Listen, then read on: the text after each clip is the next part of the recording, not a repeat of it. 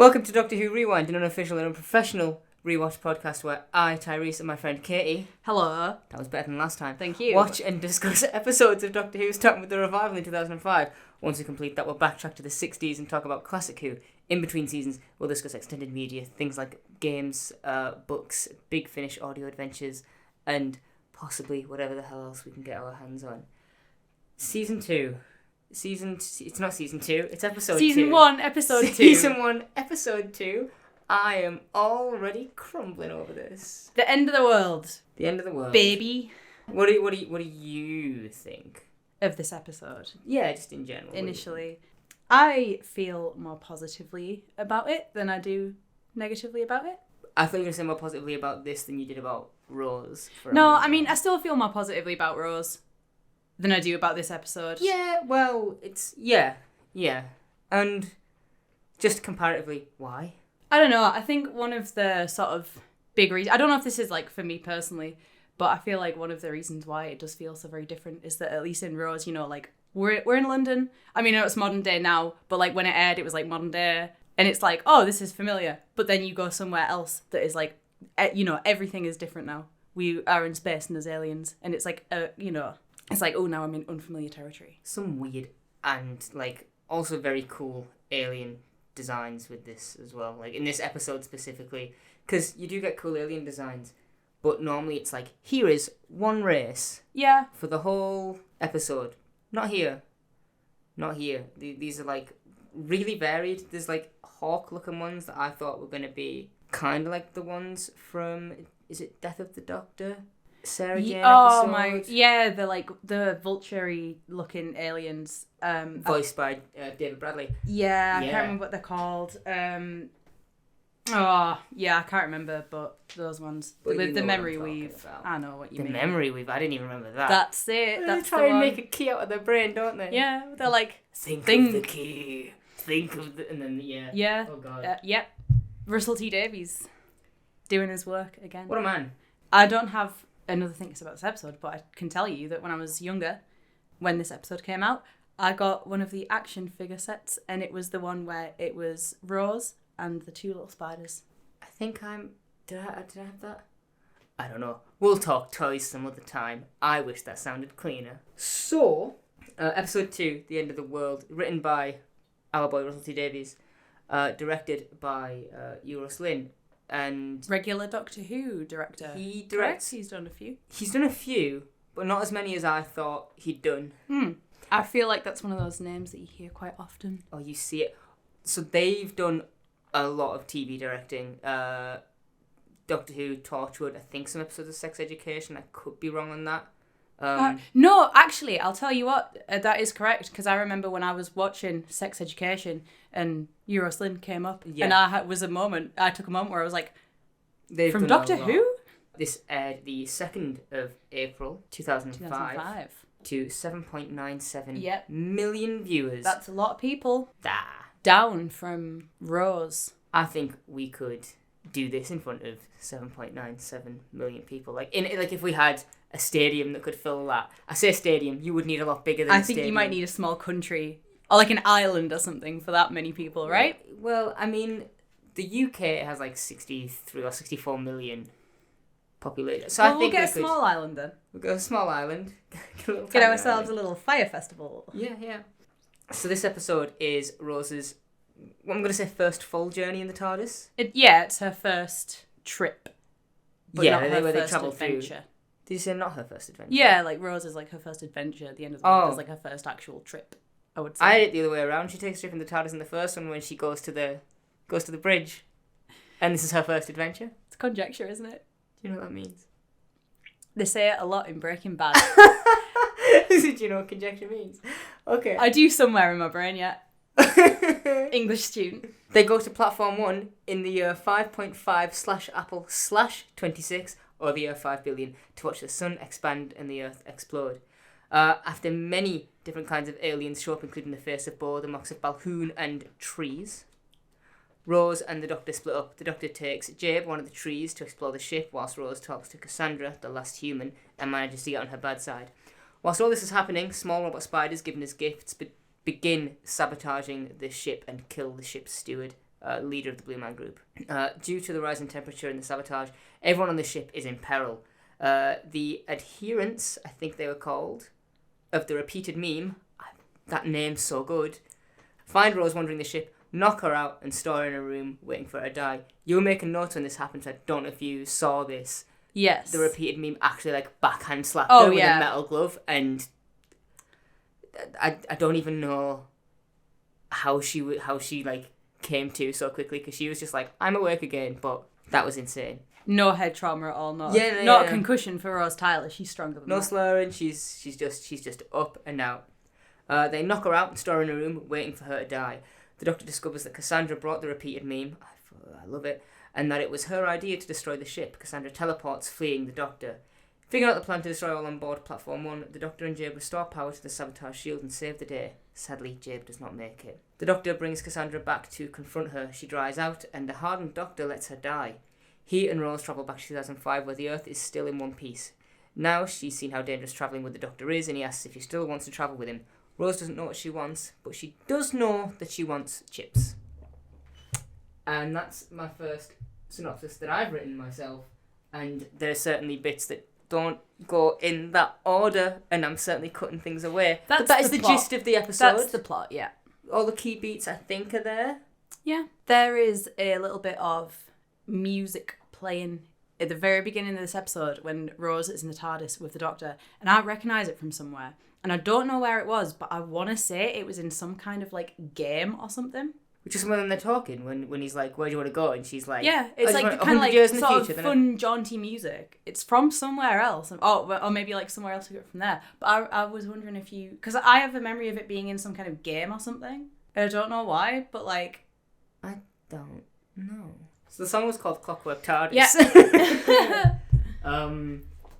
Good stuff. I don't remember where else it was used in the show. I thought you meant it was going to be used somewhere else, like in another TV show, another game, or yeah, it was no, taken. I'm not sure about that one. Because, easy segue, this episode has 2 pieces of licensed music. Yes, it does. And I got them in the wrong order in my head. Like, the jukebox starts going, or the iPod starts, like, churning out CDs, and I was like, oh, it's going to play Toxic. And then it played Tainted Love. And then later on, it plays Toxic, and the Doctor dances. I think it's really funny that the Doctor's like, I know where to take Rose. He says, like, I know exactly where to go. And then he takes her to watch her planet explode. Well, he doesn't know that. She's like, I want to go to the future. And he's like, okay, 100 years. The death of the universe. And she's like, is that all you got, old man? And he's like, I'm impressive. Watch me impress. And then he takes her to the new Roman Empire. Yeah, 5 billion. And before that. Yeah, isn't that like... Yeah, and then she's like, no, and then she's like, that's not far enough. Show me something really cool. I like it. But when they get out of the TARDIS, and it's the room where she gets stuck later? Yeah, the like viewing platform of the Earth, yeah. I don't know if it is the same room, but they could very easily change the layout of that room. There's a picture of it, just looking at it. But that room there... Yeah. It's another place, isn't it? Yeah, but I mean, like, the frame, which would obviously have a big green screen behind it. Yes. And makes it easy to shoot in. Yeah. Don't you think, spoiler free, you could put Lucy in there?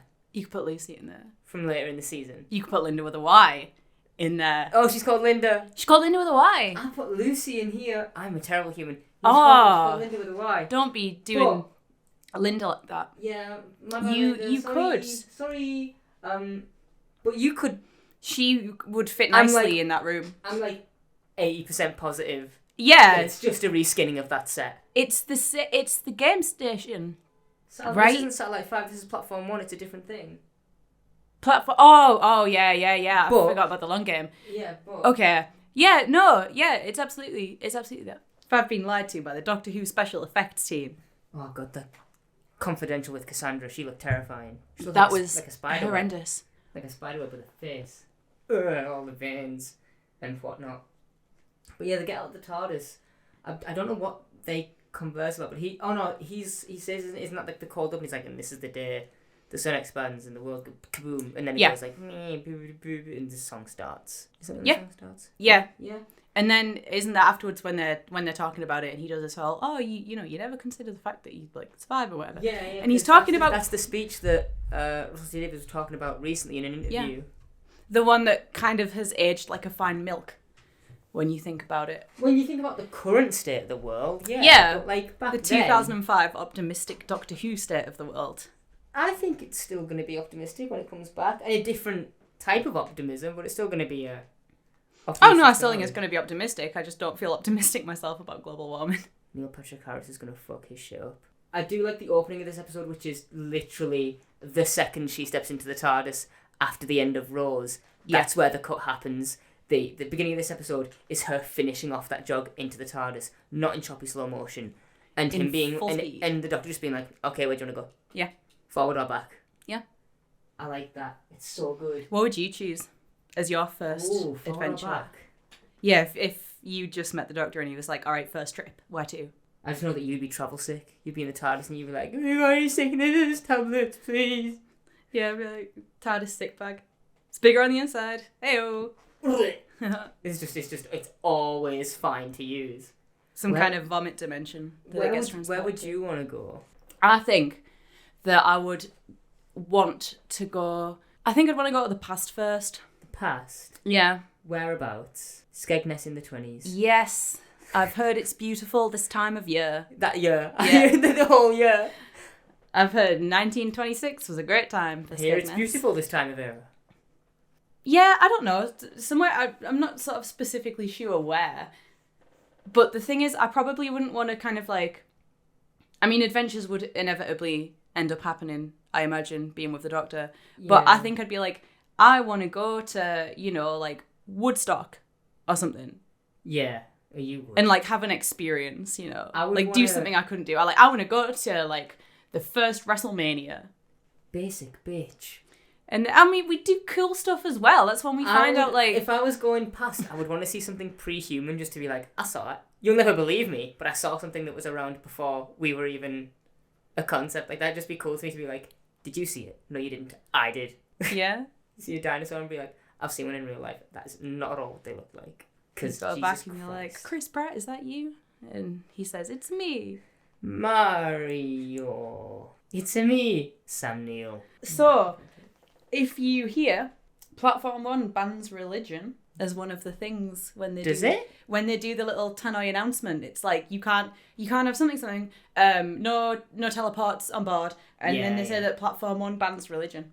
I mean, the concept of religion is, I think it's just like incredibly human anyway, isn't it? Compared to aliens, if aliens were a real thing, do you think each alien would have their own belief system? Or do you think some of them would just be like, we made everything now ourselves, we did this, it's fine? I guess, but that's a kind of belief system, isn't it? That is a belief system. Itself? But it's like not, anything that you believe in. Yeah, but it's not a belief in a higher power. I should have worded that more. Because you don't... if everyone was to go, Charles Darwin was right, that would get rid of quite a lot in terms of religion. To be like, oh, we won't put you for... Okay, it's all just... Which is why then a lot I guess of atheists it depends exist. race to race. If that's the case. Like, what do you do if you're an alien who didn't evolve, like something created you? Then you'd be a robot, wouldn't you? You'd be Frankenstein's monster. I don't mean it like that. No, of course not. This is the first time the psychic paper's used as well. I wrote that also. Yeah, this is the first time that... I was wondering if it was used in the first one when he's like, oh, I'm with the insurance, blah, blah. I thought maybe... But I don't recall it being used then, so this might be the first time. Lies about that. Is psychic paper ever a thing in Classic Who? Oh, I don't think so. I'm going to assume by your load time. I don't think it is, but maybe there's something similar. As far as I'm concerned, it's a kind of like this version of psychic paper that exists here is a new thing, and I have to Google it now. Otherwise, it's going to drive me insane. Once you find out that it was in Rose and that we were both wrong, even though we both wrote this down. Yes. It was in Classic Who. Psychic paper was a thing. The second Doctor was given psychic paper while employed as an agent by the Time Lords covert organisation, the Celestial Intervention Agency. Right, so it's the first time in new Doctor Who that the psychic paper is used. Cut that bit where I was wrong. No, I'm going to keep that in. Thank you. Because we went on a learning journey, and those are important. That's fine. I'm cool with that. I like the psychic paper as a doohickey. I think that this, like, in general, is just a really macabre thing. to just bring Rose and be like, we're going to watch your planet burn. Yeah. They have that, like, little argument, though, as well, right? Where she's kind of like, wow, that's super alien. Super a bunch of things that I've never seen before in my life. And he's kind of like, yeah. Yeah, well, this the same thing, like, as a reused plot beat. I know that we will get to it anyways, but I think it's worth mentioning that 11 does this with Clara, too. Takes her so far into the future that there's no one left on Earth, and she's looking at it on the monitor, and she's like, and you just brought me here and didn't think to run by me that everyone I know is dead now. Yeah. Which is an insane thought, which the Doctor's fix for Rose being like, oh my god, like, my planet's gonna burn, it's gonna all be destroyed, it's terrible. He's like, phone your mum. Ring your ma. All he does is put a battery in there. Yeah. So with the psychic paper, the sonic does a lot more in this episode. Yeah, it does. It's really starting to become like an all-purpose tool. Yeah, it's just a phone battery that he puts in the back of the phone. But I was watching it, and I actually in my head called him Dr. Doohickey. Yeah. Because I was just like, this is just who he is now. He's just like anti-plastic in the pocket, psychic paper in my pocket, special space SIM card battery thing in my pocket. Never brought an iPhone from the future though, did he? He never was like, that's a bit shit, that phone, that there, Rose. Yeah. Have this. Hey, do you want this iPhone? I brought it back from New York. 213, you know. The iPhone 213X. Yeah. What do you think of the gifts given? The gifts given, I think that it's really funny. Well, it was just like a tiny little Baby Groot style twig. Yeah. And she's like, I give you cuttings from my grandfather. And which is horrible. That's terrifying. Imagine that. Jesus. As a gift. Imagine if like I came into university and was like, oh, here's some ashes from a recent dead family member. You'd be like, thanks. What do you want me to do with this? Yeah. Like, that is a horrendous gift to receive. Something that inevitably ends up killing you. And in a post-COVID world, spit to the face and being breathed on in general. Yeah. Two of those things in a post-pandemic world is like, this is a nightmare. Do neither of those. You don't want to get, COVID/Apple/26. Away. You really went for that, didn't you? Yeah. But that's not a gift. It's a death sentence. Yeah. You didn't need that. I have some notes about these aliens. Oh, are you gonna wait? What's a thing that you keep? That's like a full animal facts, wildlife facts. What are they called? Is there a name for it? I think there's a name for it. What, for animal facts? Like animal facts. No, like an encyclopedia, but it's like just for animals. You said animals. No. Oh, a bestiary, right? A bestiary. Is that it? It is now. It's like a fantasy thing, isn't it? Dungeons and Dragons style monster manual, but we're going to build one for Doctor Who. Yep. So let's call those top trumps. No, thank you. Okay, let's not. Yeah, in this episode there is the Crispallians, which are the steward and Ruffalo and all the like little smaller ones, little like kid ones, I guess. Apparently, Crispallian is not a planet. It's a part of the Jagged Brigade affiliated to the Scarlet Junction Convex 56, which is just such a sci-fi place to be from. Yeah, that's what Ruffalo asks Rose, and she's like, so where are you from? And Rose's just like, not here. Yep. Far away. Yep. Don't ask again. And she doesn't. Good on Ruffalo. I like that she doesn't even give anything away though. She's just kind of like, not here. She can't even be like, oh, this galaxy. Yeah, I mean, I like Ruffalo. I think like when I was watching it, I was thinking that she reminds me of Chantho. Yep. And Jenny, Vastra's wife. Yeah. Like I really, she was giving me the same, like in terms of the way that she spoke her voice and the way that she was like, I need permission to talk. Like that was really. There was apparently a piece of information in the Doctor Who encyclopedia that said that the males were taller than the females because the females were the same height as children, but that's not right at all because Ruffalo is the same height as Rose. Yeah. So, that's not a solid piece of information. They don't say that she's meant to be a male, do they? No, I don't think so. I don't think Rose asks her pronouns. But the Mox of Balhoun isn't one of those. No, the Mox of Balhoun had two siblings, though. The Elf of Balhoun and the Hox of Balhoun.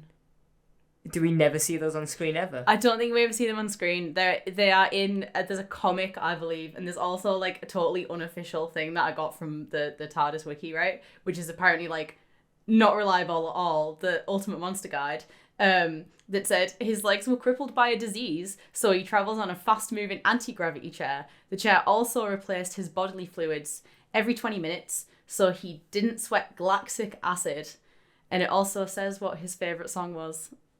What? As well, which is an alien What is it? song. It's Yap Cap Forward Bigger Tomb Tomb Tomb. I love it.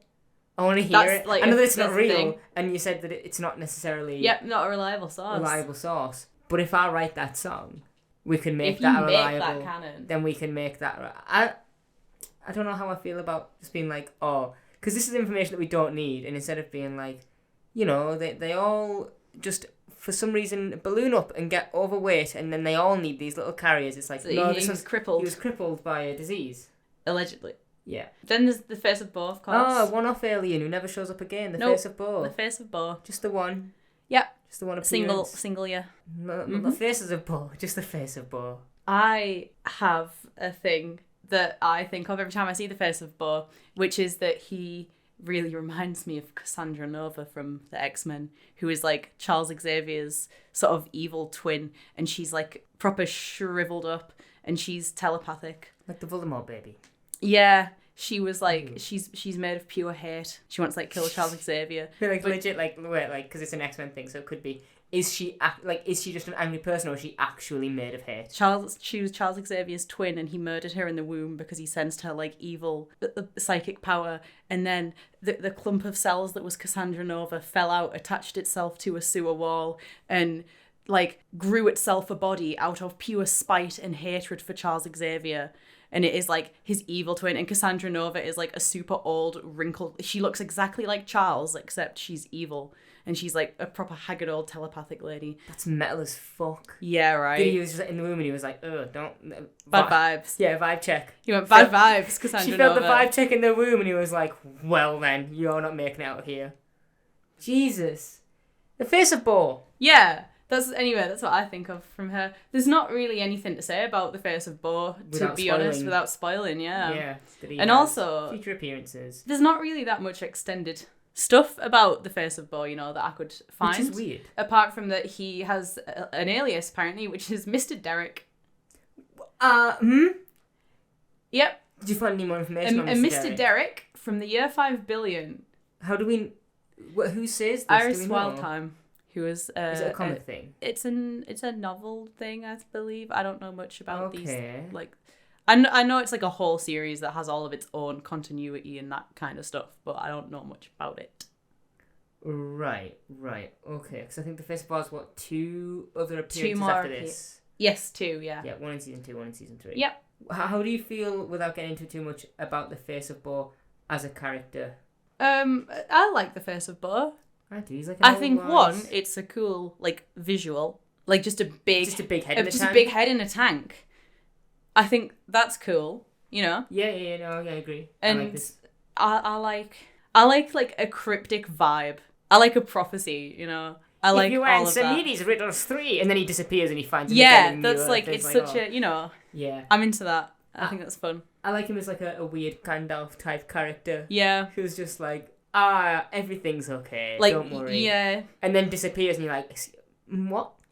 I think, I could be wrong. If anyone else had this, then, you know, please let me know if anyone's even listening. If anyone else, like, had this as a child, there was a Face of Bo toy that was like, you know, how all the action figures and stuff were sized to be in scale to their own little world. The TARDIS interior sets were all... Yeah, you could, like... And the Face of Bo was a head in a tank with like the, you know, the it had like a tint to it. Yeah, I vaguely remember it. Was on wheels, you know. And when you pushed him, his mouth would move. I could be wrong, but I'm like 90% certain that if you push the Face of Bo forward as this action figure, the mouth would be like blah, blah, blah, blah, blah, blah, blah, and you would just be like, oh hell yeah, my Face of Bo talks. Yeah. And what's he saying? He's just going, like there's nothing else like he Lady can really Gaga. do. He's giving it a yeah. In terms of the adherence of the repeated meme, all I got, Brilliant. and this is what I just thought was so funny when you were saying that, right? The adherents of the repeated meme, they follow the religious sect of the Church of the Meme. No way! The organisation was formed on the 16th of February in the year 4.8/pomegranate/12 when the church split into two separate sects, the adherents of the repeated meme and the subversion of the repeated meme. I love that. That's so good. Funny. Who did the world building for this? Is this all RTD as well? I have no idea. Well, I didn't write down the sources where any of these were from because I didn't learn anything from my university education. That's true. But Chicago reference this next time. I will have to. But I saw that and I was like, that's so funny. I can't let that go. I need to bring this into things. And these are all the attendants of the party. There's one more attendance of this party. There is. The woman of the hour. There is Trees, which I mean we briefly touched on Trees, with the granddad. Yeah. It's Jabe. We'll get to Jabe at some point anyways. Yep. Lady Cassandra, the last human. Yeah. When she first wheels herself in there, the doctor is absolutely loving it. Oh, that's when he's like, is that when he's... It's before that, they sort of wheel her in and they're like, Lady Cassandra, announce her and that. He's just stood there, just beaming. He's just really... so happy about it. I'm glad for him. And then obviously... very quickly, takes a turn against Cassandra, but it's sweet seeing him just being like, haha, a thing I haven't seen before, Yeah. Well, when even when the adherents of the repeated meme, I love saying that. When they always address them in full, and they give the eggs, everyone else is like Vox. Is he Vox? Is it Vox? The Mox. The Mox. The Mox. I'm thinking of Vox Machina because it's a TV show. Yeah. But the Mox of Balhoum comes up with the doctor and he's like. And then spits on him. Jabe and the Trees sound quite normal. And then the adherents of the repeat name come up and they're like, Doctor, we bring you eggs. And I was like, these guys could not sound more evil. They're wearing cloaks and they have metal hands, cyborg hands. Again, I'll get you, Gadget. this absolute classic villain rasp. And they're just I don't want to profile aliens or anything. And Rose is like, egg. Yeah, she's like, I'll keep this. This is for me. Because Cassandra shows up. Does she show up last to this party? Yeah, because she's like, look at all my gifts that I brought. An ostrich egg? Yeah, an ostrich egg. And an iPod. And an iPod. It's not an iPod, it's a jukebox. And apparently, originally it was going to be the Magna Carta, I think. And also a copy of Harry Potter and the Philosopher's Stone. Is Magna Carta religious, though? Was that before? I think so. That might be wrong, but I'm sure it was the Magna Carta and Harry Potter and the Philosopher's Stone. Those were also things that she was going to bring. That was before Platform 1 banned religion. Yeah. And then they said no. That's when they play Tainted Love and everyone just kind of has a bit of a bop around to it. The doctor's neck, the doctor goes for it. He's like, oh hell yeah, Tainted Love's on. This is. He's it's a bit of me. This. It's a bit of him in it. It is. Bit of him. Which is what I was like. I know there's an episode in this season called The Doctor Dances, but the Doctor dances right here, right now. The Doctor gets down right here, right now. Then after this, Rose gets super uncomfortable. Yeah. And it's props to Billy Piper, the acting in this episode, I think even compared to the first, they get to flex their muscles a bit more because they don't have to do as much exposition. Yeah, it's I know who Rose Tyler is now. Actually, I feel like I know who Rose Tyler is even better after this episode. Yeah, me too. And I mean, she, for some reason in the last episode, I was like, oh my god, she's 19. In this episode, I think she's believably 19. In this episode specifically, she's got so much naivety about her that I'm like, yeah, I believe that you are much younger and should not be here probably. You are out of your depth. I think it's nice that, I think it's maybe before this, see, just slightly before, when she's talking with Ruffalo and they're just having a normal conversation. It's just for a second, it's oh, she's just a girl talking to another young girl, But even that's after her leaving because she's uncomfortable in the room full of other aliens and she's like, I need to leave. It's she's just overwhelmed, She gets split from the doctor, doesn't she walk on? And then something comes in between them and he's stuck talking to the trees and she gets... Yeah. And she leaves back to the Earth viewing, killing the kill floor. She goes back to the kill floor just to watch. When they have the argument, I think this is also the first time she mentions her mate Shireen. This like off-screen We never recurring see Shireen character. ever doing I it. don't think so. I think maybe she probably appears in like, you know, some extended media somewhere. She probably mention her in a book or something. But I don't think you ever see Shireen. Because like you got the payoff where you see Donna's friend Neris at the wedding. I was gonna say, yeah. But like you never see Shireen, I don't think. I was actually, while you were talking, I was just sitting in my own head going, what was Donna's friend? Because I need to bring that up. So thank Neris. you. There you Neris, go. Yeah. Because you are a peach. Which says to her at the wedding. Yeah, which is something going off. Huh? That's what she says. When she says you're a peach, and then she says something going off. You remember that far better than me? Yeah. The you're a peach. I do. I like the little conversation that she has with Ruffalo, and then sadly after that, Ruffalo gets killed by laser pointers. Yeah. Which is it's so sad. What do you think of these little spiders? Because they also come back. I mean, I like the One of idea. them comes back.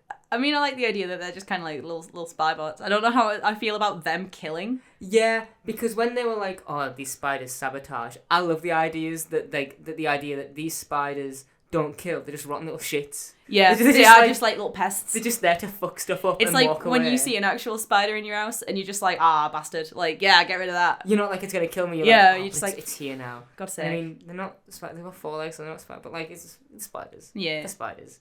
They hatch from eggs. They're spiders. Like, when I see them, though, like, where do you put a weapon on that? It's not like you can, like, sort of build in a gun, Yeah. you know? Like, what do they do? How do they kill? Well, Rose brings one onto the kill floor with her, doesn't she? And that one hatches, crawls across the floor, And she doesn't and notice. through a grate, and she doesn't hear a single. And these things are noisy. They make, like, the robot noise, and they make the little, like, The tick, tappy, tick, tick, tick, yeah. you know, on the floor, you know?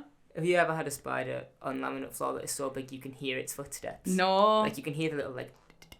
It's the worst sound. I'm in just it's my imagining it, least and I favourite. don't like it already. Oh, it would happen in like one of my old houses so much, and I'd just hear it and be like, send shivers down you. It's the worst. But she's killed by like maybe 4 or 5 of them. Yeah, but they, like, pull her into the vent. Yeah, like it cuts and it's just her legs going Whee! Yeah. into the thing, and she's like, ah! Which is like a really classic Doctor Who thing, is cutting away and hearing the scream. Yep. Like this, you'll get the new establishing shot will happen, but the scream will be keep on going, and I it'll love fade that. out. It'll like echo or something. It happens with Cyberman conversion all the time. Or there's the other classic, the really hard zoom into the face of the mouth as it's screaming. Yep. Which I think Freema Agyeman does. Yes. The end of season, when the conversion thingy happens, I can so clearly picture that right now, actually. like the red light, Yeah. with the plastic and the Yeah. We're both the same kind of fuckery. It's in this room when the Doctor finds her, because I do want to linger on this for a bit, that she, and you can see this in like Billie Piper's face in the performance, that she has this moment of like, oh shit, I don't know you and I've run away. Yeah. Yeah, like this was fun, but now I'm now in it's weird. space and I'm scared. Yeah, like, and they have like an actual argument. Yeah. And Which feels quite like, it does feel quite like a brutal argument. yeah, when he's like, this is who I am right here, right now, I'm like, oh. Yeah. Like you've hit a nerve, and Like- he's really annoyed. I'd say they're both pretty valid in their things that they're arguing about. Like, no one's unreasonable. It's just like a really kind of like intense argument. Doctor's pretty cryptic. He is, I must yeah, say, but you know, it's the trauma speaking. Yeah, like later on when he's come to terms with it a lot more, he's just like, "Hi, I'm the last of the time." Like, and he just says it, but we're at an early point where he's still not comfortable with it, or like it feels like he is not comfortable with the idea that he is the only one left. Yeah. Which is like, that's so valid. That's so good. I like all the world building that Rusty Davies is doing. I really do. I love the Time War so much. Just like as a concept, it's so good. As a device to be like, this is why he's not been around. Yeah, it's so He good. is. And just be like, you know what, all that Gallifrey law stuff, yeah, it's 2005 and we're all serious now. That is kind of dumb when you think about it, all these silly men with their big collars. Yeah. Let's just blow them up. And that's like one of the few criticisms with this episode is that I have, is that they don't have to be, I don't think they'd ever be written equally, but I think that this episode at least is a Rose episode. I think episodes are either a companion's episode or the Doctor's episode. Yeah.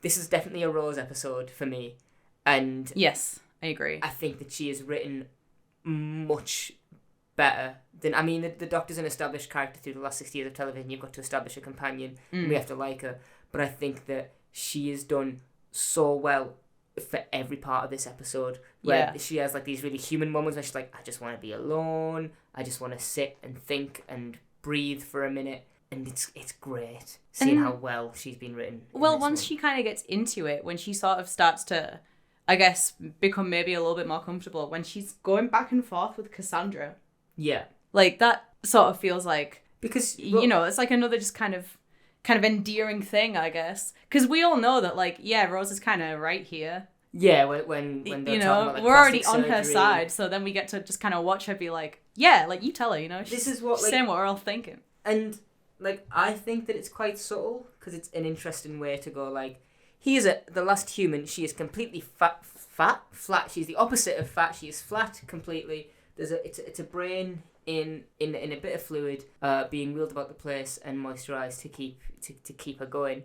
That's also an interesting narrative point for 5 billion years for now, but also allows the writers to go, okay, now we've got a metaphor for plastic surgery too. Well, And the diminishing effect that people seem to think that it has, and that it might not be for confidence, it's for other things. And Rose saying, I would rather die. Like, I would literally rather die than do this. hey, so Russell T Davies on this topic, He replied to my tweet. the man himself. He replied to my tweet. Did he? No, Oh, okay. this isn't a real thing. I was saying sorry. it's a bit. It's fine. No, it's fine. That's really funny. He said that it was horrific seeing those beautiful women reduced to sticks. Nicole Kidman struck me in particular. Nicole is one of the most beautiful women in the world, but she looks horrifying because she's so thin. It's like we're killing these women in public. We watch while you die. It's about skinny Hollywood actresses at the Academy Awards. I do have a source for that. It's the Sunday Mirror. Right. Okay, good. I was going to say, I think yeah. for some things like quotes and stuff, we're probably Oh, to yeah, need yeah, sources. That's great. Well, I have the date as well. It was the 2nd of April, 2006. I'm glad that I got that right. Wasn't that the date the episode aired? No, it's just when he said it. Yeah. This episode aired in 2005. I'm an idiot. About a year later. Yeah. But that could have been when New Earth. came out. It's just, I like it. Or at least I think, I know it is quite ham-fisted, but it's also subtle at the same time. It does both.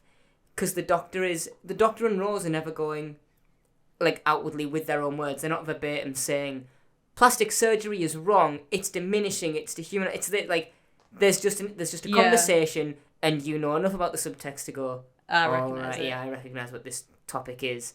And then you move on. Some writers don't do that so well. There's... So, give me... no. Chris, please. Put the pen down. Oh. You okay? You got something in your throat there? Yeah, I'll just cut that out. Yeah. Yes. Okay, cool. Not to be like a student and analyze this for a second, but I feel like at some point, probably somewhere down the line, you could probably get some kind of Rose and Cassandra classism, you know, femininity, the whole... I could write an assignment on this, is what I'm saying, probably, this conversation, if I wanted to. Probably. Not like I have those thoughts right now ready to go, just like I feel like maybe if you proper looked into that, you could probably find something there. And I think that a lot of this run, at least, I think there's and I will talk about it in a moment just in general, but like at least with Russell T Davies' earlier seasons, specifically this one, there is a lot that you can just talk about. A lot of the historical stuff isn't done badly after season 1, but it's done, like, next episode, Unquiet Dead, is set in Victorian England, done really well. The Doctor Dances, The Empty Child, both also done really well. As Father's Day, that's set in the past, even though that's not like too far near in the past, yeah. But this is the 90s, right? But even the clothing, it still looks really good. I have something I want to bring up that's a season-wide thing, specifically for just Eccleston's season. Which is? This season looks so shiny and so dirty somehow at the same time to me. And I don't know what it is. I'm thinking forward to the Part of the Ways, but I'm also thinking of like Father's Day, and I'm like, this looks so gross somehow. I don't know if it's the colour grading. I don't know if there's certain things they were doing on set. But it never has this look again. And I really like this look. It might be a budgetary thing, to be fair. It might just be because it was the first season they were taking a risk. But I just think it looks so strange. But I love it. It's so charming. It's just Doctor Who, isn't it? It's just... Well, it's... But it's never like this again. It's literally just this one season. It's not even the whole Davies run. It's just this one season. Appreciate it while it's here. Don't want him. This is the first time anyone says Bad Wolf. I also noticed that. Yeah. Isn't it the Balhoon? I don't want to say Vox because I know it's not, but I keep going to say Vox. The Mox. Mox of Balhoon. Which... This is a Bad Wolf scenario. Yeah. Yep. What the fuck does that mean? Like it's Bad Wolf scenario. Genuinely, what is it? Does Bad Wolf just mean the worst possible outcome? Because I never understood it fully. I mean, I guess we will talk about this throughout. I suppose there's not really a better time to get into it than right now. I don't know definitively. I feel like the words Bad Wolf are like a what came first. You know, it's like a chicken and egg kind of thing where it's like, does Bad Wolf mean something? And is that why those are the words? Like I'm not going to mention what it means for this season, obviously, because we know what it means for this season. Or it's like, do they mean something because of what happens in the season? And But they do permeate this season. They go on. So that's the thing. Like, I'm like, what does it mean after? Like, I don't know. Maybe this question is answered at some point, but I know the point is that they are just two random words that like Russell T Davies picked because they kind of sound cool. But like, because in this season it makes sense, but afterwards, at least I always interpret it as it basically just means big space time talk for just code red. Yeah. Universally danger code red. They're this is an Avengers level threat. Yeah. This is it. This is band together, guys, and it turns out the guys is like 4 people in a box. Oopsie daisy. That's it. That's the whole. Who else we got? This is it, Chief. Just a couple of British people. Yuck. In a box.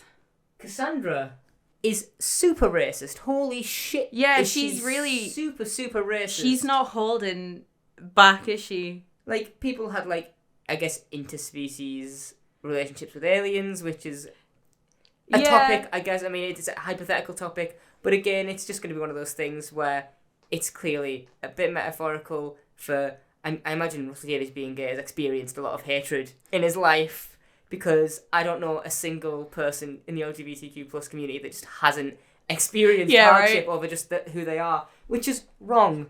Before I want to say anything else, obviously it's wrong, it shouldn't be happening, but like, her... hot take. Yeah, hot take. Right. Please, just don't hurt no one, and then we'll be good. Okay, then we'll be cushy. Just don't hurt no one. Don't hurt no one, we'll be cushy. That's it, yeah. She is like, some people remained people, some people slept with aliens, and I'm a pure human. I'm like, mate, I would peel you off my foot. That's how bad you are.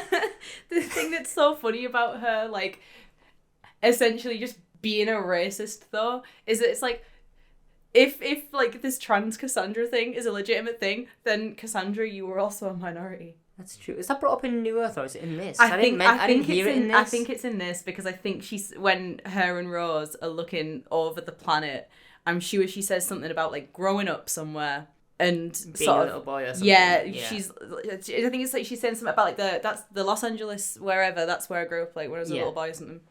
Well, then, Cassandra, shut your little flap. Did you notice this? That when Cassandra, there's the bit where they're like walking, well, Rose is walking, Cassandra's wheeling up to this viewing platform, and Cassandra's speaking to Rose, but it's shot from behind, and you can see behind where Cassandra's just got like a hole on the back, like there's just a hole straight through the middle, and on the front of it is lips. She's got a back flap glory hole. Like, how does that make sense? How does for Cassandra... the flap of skin on a pole? That's the thing that with you have wrong. With a brain in a tank. That's the thing you have wrong with this. Yep. Not the lack of jaw to allow the teeth to move. No muscles. Not she couldn't be able to, she couldn't move. She's just veins. This implies that her lips are independent and can produce sound. I've only just realised this. She said she was getting her blood bleached. Is she aware of the effect that might have in, I don't know, killing her? Because, clever little tarp lady. No, stop that. Also, Rose calling her a bitchy trampoline. That's absolutely the best. Remember when Doctor Who said bitchy? That's the best line. This is also, the Doctor says hell in this episode as well, and that's like another first. The Doctor saying a bad word. Did he say hell? When did he say hell? He says, what the hell? The Doctor utters the phrase, what the hell is that? Oh. I know that, because season 10 has a lot of... Bill's got a mouth on it. Yep. She does. And I'll love it. I'm like, hell yeah, talk shit. I think that we should let companions say fuck, to be honest, but this is the BBC, so... God, imagine, like, a dialogue comes out and Rose is just like, oh, fuck! You know, like and that's it. You know, like when they do, like, PG-13, 12A movie, those kind of thing, when it's like, you can keep that rating, but you can only say fuck one time. I think that every companion... Yeah, every companion should be allowed one fuck. Per season. Every episode I would watch and be like, is this going to be the one? When are they going to say it? I would be so hyper-focused on someone saying the word fuck, I would forget whether or not the season was actually good or not. People were like, did you enjoy the episode? And I'd be like, no one said fuck, so I don't know. Maybe I did. I'll have to rewatch it without, facilitating the fuck. I like in this episode, and you've already mentioned Rose got bitch slapped by Cassandra's goons. Didn't she? Just absolutely... Properly slammed whacked into the ground. around the back of the head. She's the second person to get dragged in this episode. After Ruffalo, she gets dragged, and then Rose gets dragged. She is. Whilst all this is going on, the Doctor is with Jabe. Yes. What do you think of that little... I really like Jabe, and I think that when we come to Jabe, we come to the same thing we came to with Clive, in that they fill kind of like, I guess, a similar role of someone who we attach to. That's what I was saying. The counter goes up to 2. And then the other deaths, but we'll get to that later. I like Jabe. I also really like the scene where they are going through the vents and she, by this point, has worked out that, like, who he is and stuff. And she says something about the Time War, I think. And the Doctor, for the first time, and I think maybe the 9th Doctor, for the first time, maybe for the only time, sheds a tear. Does he? He does a single little one-eyed, like, little one tear. When she says about the Time War, he, like, turns around. Because I know that she grabs his arm. Yeah. Doesn't she? And she's like, I'm so sorry. Yeah. And then he does, like, a little cry. Well, I think, so far at least, as far as what we know of the 9th Doctor, she is the first person he has met who is aware of, of his situation. No one else around there is going to, like, he hasn't told Rose yet, so how would she know? No one else at this party really knows who he is because he's psychic papered his way in. She's the only person to figure it out. And then she's shared condolences, and because everyone else in the Time War died, she might be the only person so far, like the first person to have actually approached him and gone, I'm so sorry for everything that's happened. And he's gone like, oh. I like it when other, like, aliens recognize, like, the Time War or who the Doctor is because of that. Because it's like, it feels like an event that happened, like, in the universe, Yeah. They come back at one point. Jabe and the Doctor and Rose all sort of reconvene. Yes. Oh, no, sorry. Rose is still kidnapped, but Jabe and the Doctor reconvene to the main party area before having to go back to the big fans. Yeah. Sort out the conditioning, the air conditioning. Because the Doctor has to out Cassandra. Yeah. For being a little bitch. For just being an absolute bitch. Isn't that after? No, because he has to go and... Wait, maybe... What is... Or is Rose just there when... out? Yeah, and then Rose is there when he brings her back. Yeah, that's right.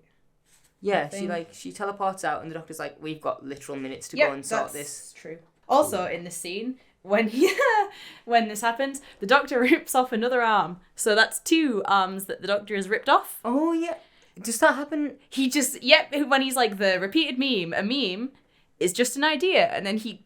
just grabs the robot hand and just yoinks it, and then I'm pretty sure all the cloaks like fall to the ground, and that's how he's like, it's actually Cassandra. Is this not a recurring joke in Doctor Who about arms getting pulled off? Am I wrong? I don't know, but I'm like, if it happens again, surely, right? Is there not an arm lost in, like, I could swear it might not be this show.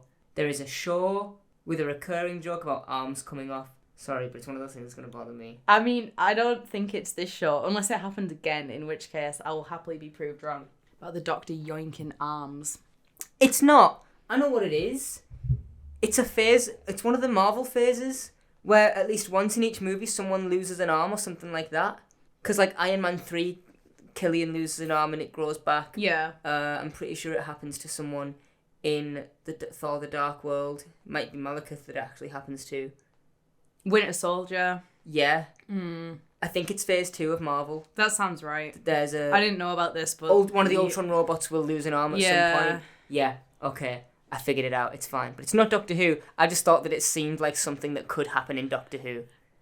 That, like, if a Slitheen lost an arm, I'd be like, alright. He's thinking about Slitheen arms. Slitheen arms, yeah, they come back. We haven't even met a Slovene yet. I mean, me and you have. Personally. My dad was a Slovene once. Was he? Yeah. Oh, wow. Big green condom man. Yeah? What happened there? Fart. Ah. Salt and vinegar chips. He had a bag of McCoys and he's bursting into flames. What have I told you about mentioning brands that don't sponsor us? Sorry. Yeah. Acting like shit. Oh. Let's mourn her with a traditional ballad. Britney Spears. Toxic. Yep. Who are they mourning? That song Earth, that when they're like Earth, Death, and Oh, however yeah. long, and Cassandra's I thought like, you were let's talking mourn her about with Jade a for a traditional second. Earth ballad. No. Oh yeah, that's Because she's not dead yet. toxic. Yeah, Jade's not dead. If this episode came out today, what song do you think would play? Oh, Like, what instead two of songs Toxic. do you think would play? I don't know, instead of Tainted Love. I haven't thought about that. But I think Tainted Love, unfortunately, would be Shape of You by Ed Sheeran. oh, I think that song is so No. long that the doctor would be like, duh, duh, duh, duh, duh, and he would just have his neck bobbing still. no, I don't like that very much. And the Britney Spears one would definitely be some Taylor Swift shit. See, I thought that TikTok by Kesha would be perfect. Oh, that would have been that. I yeah, thought that no. would have been so good. I like that, yeah. And then it's going to be Unwritten by Natalie. Natalie Imbruglia. Imbruglia. The rest is still unwritten. So then Jabe dies. Oh, fuck. Yeah, she... What is it he says? You're a tree, you'll burn, or something like that. He goes, Jabe, you're made of wood. Because the whole concept is, like, if you pull the handle down, the temperature's going to rise. Yeah, because the fans heat are gonna will be vent moving, through. Yeah, because the fans are moving slower. You will burn. He says, Jabe, you're made of wood. And the way he looks like at her, and he says it like he's like it's an insult. Yeah. And then she's like, I know. Yeah, like I'm And then aware she of what says- I'm made of. Such a good line. She says, stop wasting time, Time Lord. And it's the first time, right, that someone says Time Lord, I think. Yeah, because we're not yeah. meant to know that, or at least Rose doesn't know. Like, I'm sure that he doesn't mention being a Time Lord in Rose, maybe, I don't think. I don't know if that's a thing. But it's someone else saying it to him. She knows now. Yeah, because I feel like when he says... Normally, if the Doctor tells anyone he's a Time Lord, they're always like, oh, you're a Lord now. Like, you know... Yeah. Oh, the Nestine says Time Lord. I don't think that counts. No, it doesn't, You does can it? barely hear It a doesn't. word the Nestine says. Yeah, whatever. Okay. Thank you, so Nicholas Briggs, though. she says it. What do you want to say? Yasmin Bannerman is the woman who plays Jabe, and I just think that she's good in the episode. She's really and good in the We episode. haven't credited her yet. She was in an episode of Torchwood as well, but I haven't seen Torchwood in a while, but I don't remember her in it. So Yeah, and of course, Zoe Wanamaker. Yeah, as Cassandra. I wasn't close enough to that thing. Jimmy V as the Mox of Balhoun. Yeah, I'm pretty sure he is also the Grask in Sarah Jane. Pretty often, he does prosthetic work and cool. and creatures and stuff. Cool. Camille Kajuri comes back. Too right, she does. Is she in every? No, she's not in every episode this season. But like, No, yeah, she's in quite a few of them though. She's obviously in the 2-parter with the Slitheen. I can't wait for that. It's gonna be excited. so good. Is she in Dalek? I don't know if she is. Obviously, No. Don't think she's in the long game. I- That's after Dalek because they take Adam. yes. I mean, maybe like phone call, Spoilers. Yeah. but I don't think she's like in it. Obviously, Father's Day she is in. She's so normal, and I love that. Like they're in space, and Rose is like, "Oh God, I'm in space and calling my mum," and she's like chuck doing this washing or ratty old something. top out. Yeah, like it's the one thing that I like that Russell Davies does. Then I've mentioned this like to you privately before, and I might have mentioned it last week, but I don't know if I did. That he brings things back to Earth so often, and it's always done so well. Yeah, I can't think of one back to Earth story that has of felt. his that's made me Yeah. go like, ugh, we're back to like It feels. oven monster.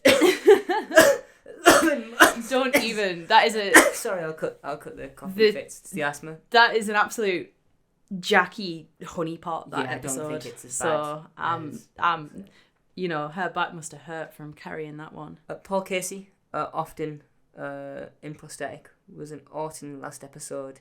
He's one of the trees Oh, this yes. episode. There's a lot of these like recurring names that just come in and do prosthetic Do work, things. or like they're always under a mask, and so they just keep coming back and back and back. No picture on the IMDb, but Becky Armory for Ruffalo. And I like Ruffalo. I like Ruffalo as well. Which is weird. I shouldn't like her as much as I do, considering she was only on screen for like like 3 minutes, but she's like super likable. She's just a woman doing a job. Yeah. I also think it's really funny that she's like, I'm a plumber, and then she goes into a vent. Gone too soon. Yeah. So that's true, yeah. Yeah. It's like... Didn't even notice. Yeah. We didn't really mention the steward dying. No, we didn't. Dumbest... Simon Dare. Yeah. Simon Dare, the steward. Great actor, dumbest death I've ever seen. This robot is like, I'm going to hit this button on your keyboard. And he's like, no, what? And then dies. Yeah. Good for him. Listen, this guy works in hospitality. And I don't want to... I get it. Absolutely. However, if someone hits one button on your keyboard, crawls away, and you let the sun burn you when you've got plenty of time to stop that happening, you probably deserved the death that you got just for being a fucking idiot. Yeah. Just for being an idiot. I'm like, this isn't... That's the thing. Like, either sit back and go, Jesus, take the wheel. Or fight for it. Just like spam hitting every key, just hoping for the best. Yep. Jabe dies. No. Yeah, Jabe dies. Jabe dies. The Mox of Balhoun dies as well. Yeah, they come back and he's just a wheelchair and a pile of ash. Yep. A space wheelchair, nonetheless. But like, it's really sad. And the doctor in this bit...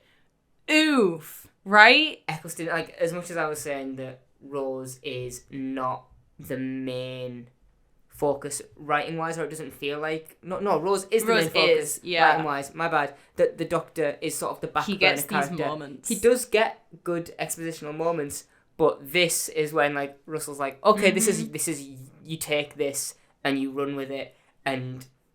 Boy, does Eccleston run with this last scene when he brings Cassandra back. Yeah. He is fuming. He's so angry. Mm-hmm. That was the sassiest I've ever heard you do. That's going to be my text from now on. I'm going to get a text. It's going to be you going, mm-hmm. Thank you. I think it's absolutely great. I love that she's just going off about all of these things. I can't remember exactly what she's saying. And then he just goes, and creaking. And she's like, creaking? Yeah, and then she goes all red and gross. And then like, she just pops. She does. That's a horrible effect because that's clearly that feels like it's a practical thing, kind of. I don't know how they did it, but it's like having a thin sheet of whatever it was and then hitting it with like a massive air gun. If you know what I mean? So it just goes, it just bursts. Just blow it out. Yeah. Yep. God, it's horrible. And I love every second of it. I think it's great actually, but like there's like a couple of like sort of pieces of her skin that like pop up. Yeah, that's those like bloody pieces of skin. And then they dangle and it's gross. Yeah. But the doctor in this, Mr. Everything has its time and everything dies. Yeah, not him. No. Never him. Considering Eccleston is acting with nothing other than like a metal frame and someone with a microphone. It's really good. It's done so well. Yeah. How do you feel about the doctor just letting Cassandra die? See, I mean, obviously we're not supposed to like Cassandra. Not in like a serious way. No, obviously. Like in a way that you like a Disney villain. I feel like is how you like Cassandra, you know? Yeah. But I feel like this is the only point that the doctor can get away with letting her die. Like, I think if this happened at any other point in the season, this moment needs to happen now, right? Because any time after this, I would be like, no. Yeah, because even in Aliens of London, even in the next episode, World War III, the next episode, he's trying to save everyone, and it's done in a separating way where Rose is as a human, because they're so polar opposites a lot of the time. Rose is the one who's like, help her, and the doctor's like, no. Yeah. Why should I? She's killed how many people? Like, no, it's not happening. And there's rare occurrences where everyone lives, but the doctor's not usually the cause of death. Yeah. But he could have helped. Is the crux of this is he could have done that.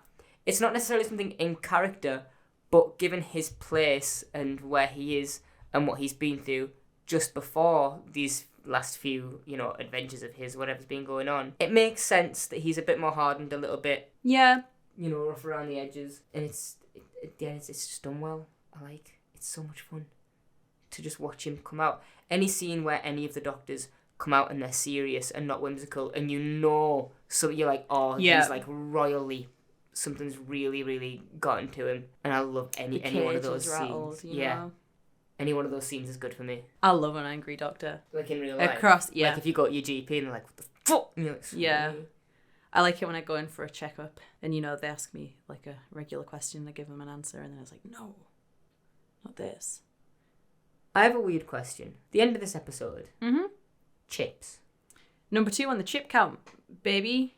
Russell T Davies, our Doctor Who, loves chips. 200 chips? Was the chips in the first one? Yeah, the doctor says something about like having chips. Okay. And then here again, Rose is saying something about having chips. So I'm officially bringing up the Russell T Davies chips count to 2. In general, what do you think of the ending of this episode? I really like it.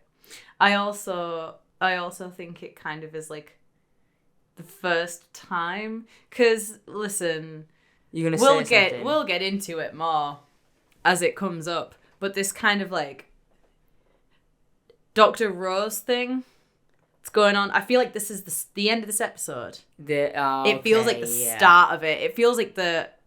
What kind of date are you when on about getting the chips? chips? Yeah, it's specifically right at the end when they're like just walking off and they're just like smiling at each other and they just do like a long look, and there's something about it that I'm like, ooh, that feels like... Feels a bit more It feels friendly. like that bit from Community where the dean's like, this better not awaken anything in me. That's kind of how it feels. Oh, and Billy Piper did the little... yeah. Yeah, right? Like, Yeah. it that's kind of, I feel like... And we'll get to it. But no, I really like the end of it. I really like the Doctor telling Rose I like his tragic backstory. Yeah, because he doesn't mention too much before this, and then by the time they get back to Earth, and there's clearly this part of him where he's just like, I kind of enjoy travelling with someone again. Yeah. If I'm going to do it, I need to do it honestly, and so he tells her. And that's where the trust is, right? Like, Yeah. for Rose, anywhere, it's like, oh, okay, he's told me these things now. Yeah. Which, I don't know if I was as emotionally mature as she was, when she's like, because she's 19. Yeah. When I was 19, at all. I'd have just been like, yeah, alright. Because I'm just not with it. But she's like really quite adult compared to what I would have been a few years back. She's like, I hear what you're saying. I get it. I'm here for you. Here's like a fun distraction. Let's go get chips. Like, I've got you back. But also, like, let's take your mind off things. Well, but that was for both of them, wasn't it? Because she was also like, she got back to Earth and she was like, oh, it's all still here, but it's going away at some point. And he's like, look, you've seen how dangerous it is. Yeah. Traveling with me. Do you really still want to go? And then she's like, I don't know what I want. And then she just goes like, just one big sniff, and she's like, oh, there's chips. There's like, chips about. Like a cartoon sniffing like a pie or something. Starts floating across London along with the steam. Yeah. But I think that the episode ending is really just, it's this lovely little optimistic, like, they're going to get on. They'll be fine. Yeah. They'll be okay. Like, don't worry about it. It's all good in the TARDIS. So what would you rate this? Out of 5. Oh, okay. I would give this episode a 3. 3 out of 5. 3 out of 5. What have you given it? I give it a 4. You give it a 4 out of 5? I give it a 4. I figured... What do you think? What's your reasoning? Because I like this as a first adventure episode. I just think that the first one has so much expositing to do that the only job this episode has is to have fun, build character, and it does those two things. And it doesn't do them terribly. It doesn't do them the best any episode ever has. Yeah. There are certainly... I do think that there are 5-star episodes in this season, and we... Oh, yeah, absolutely. Maybe not the next one, but we are getting to some of them after that. 2 good ones, yeah. Like, some of the... I think... Aliens of London. These really, like, shine with 2-parters. Yes. Is there any in Davies' run that I don't like 2-part-wise? We'll get to it. Yeah, I can't, off the top of my head, I can't think of any. Yeah. See, like... Neither can I. There is nothing in this season that I do not like. Like, episode-wise. You overtly just like... Yeah, like, every episode generally, I feel varying levels of positive about. But, like, see, for me, it's just standard, like, like, middle of the road episode, like, good. I enjoy everything. Well, not everything. I enjoy most things about it. There are things I dislike about it, but ultimately, like... But if you caught any of these on TV, you would still watch it. I'd stick it on. It's like where I would say it is if I want to watch a random one-off episode of Doctor Who. This isn't going to be the one that I pick for myself. No. But if I end up watching it, I'll still have a good time. Yeah, I agree. The next time trailer for The Unquiet Dead. Yeah, how excited are you to watch The Unquiet Dead I'm right now? like a 3. I'm a 5. Like a middle of the road. Really? Yeah, man. I'm jazzed about it. Here's After the thing, that, I'm like so excited to see Charles Dickens because I really like when they do put historical figures in there when it's done well. That's part I of really it. like it. That's part of it. Doctor Who and zombie stories or zombie-esque stories never quite right. Yeah. There is one that I like. It's not in this season. It is the one you're thinking of. Yep. The obvious one. Yes. That I do think is really good. Because it's really good. But it's also got maybe 3 or 4 different plot threads going on in it, and they all tie up well. And it's got this really cool ending that we'll get to that. Eventually. Should we check the schedule and when we'll get to that? Yeah, let's go. I'm not going to say what episode it is. But we'll see just the for date. it. But we'll see the date of when we'll get to it. We'll get to the zombie episode that I like on the 1st of March 2023. Woo-hoo. Provided we stick to schedule and don't forget anything else. Yeah. So 3rd of March with the biggest asterisk ever. Just pop it on there. Just watch out. Just pop it on. Just pop that on there. Watch this. So Unquiet Dead, we'll watch that Monday, I guess. Yeah. Monday. Mm-hmm. Do it all again. There's a very important character in that episode. Yes, there is. We'll get to her. Yes, We'll get to her. We will. 2 extra things. 2 extra things in here. There was an unaired scene that was going to show the Doctor. I assume this is when Jabe is on a little Game Boy device. Yeah. And she's got a switch, and it was going to show him having 9 strands of DNA instead of 1 to be like, oh look, you were 8 other people. It was like a little. I like that. That's fun. I think that's cool. Yeah. I mean, the idea that his DNA changes. Don't know how I feel about that. The idea but that his DNA changes, but the other DNA is like still stored in his body. it's just somehow. there. It's just, yeah. just taking up. That it's taking up cloud storage. That makes sense though. I know. I just don't like the idea of it being visualized as 9 strands of DNA. Given what we've seen as of like the 23rd of October this year. Yep. That makes sense that the other ones are all stored in there somewhere. Yeah. The other thing I was going to say is that there was a story in 1966 called The Ark, and that ended with the planet getting destroyed. And there is a bit where humans, leave the Earth on these big arcs, these big space arcs, and apparently there was going to be an allusion to that in this episode, but then it was really, really difficult to animate Cassandra, so they went, yeah, let's just forget about that bit. Well, don't they say that this Earth was like rebuilt? Yeah, and they also say it fabricated was like, I'm sure the Doctor says they evacuated it as well. Yeah. Yeah. I like the idea that the Earth is under the National Trust as well. Like the National Trust still exists in the 5 billion. That it's this like protected thing. Yeah. Like it's just this like and it's just the endangered whole species, planet. Yeah. It's the whole thing. Yeah. Anyways, I think that's everything. That's it. We'll be back right here next week for The Unquiet Dead. Don't change the channel. Please don't. We need this. Please. I don't have anything else. That's so sad. All right, yeah. Bye. Bye.